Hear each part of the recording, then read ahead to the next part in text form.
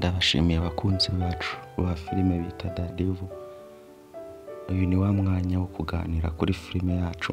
Nshimira abakanze subscribe kuri iyi channel, nshishikariza n'abatari bayikanda kugira ngo bayikande, kugira ngo tujye dukomeza guhorana muri ibi biganiro. Uyu ni wa mwanya mwiza wo kuganira kuri filime, aho mubona ko igeze ahantu haryoshye. Murabona ko umukobwa wacu bita Claudia kageze mu rujijo, aho yisanze mu rukundo nawe ubwe atazi ukuntu byamugendekeye. Murabona ko imitego Devo yari yateze Aisha yafashe Claudia.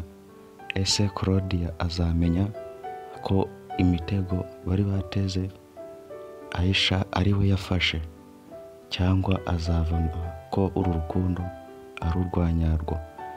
Guys, reka dukomeze dukurikirane filime yacu bita Dadivu.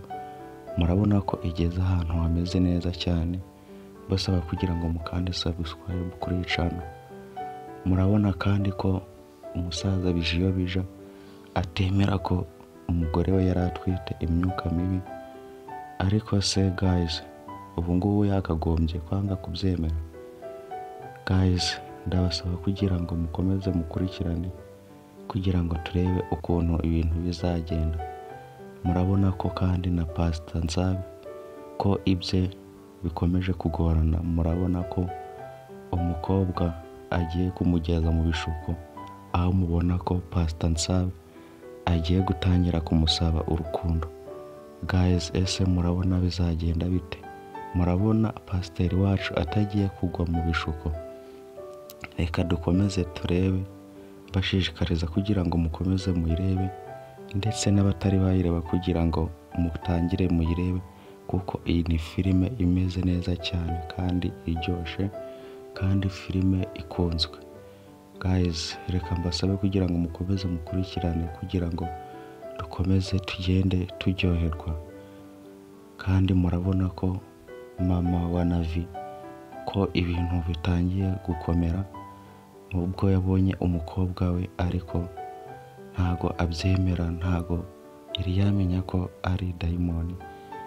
Mwabonye guys, akimubona ukuntu yahise amera nkaho abonye umwana we.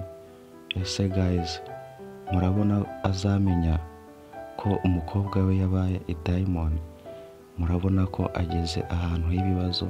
Ariko guys, uko tuzakomeza tureba filime yacu, tuzagenda dusobanukirwa.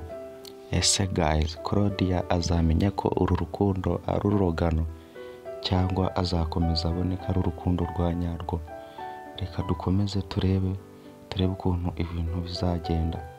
Ese uriya mukobwa bateze Devo yateze Pastor, murabona ubu ngubu bizagenda bite?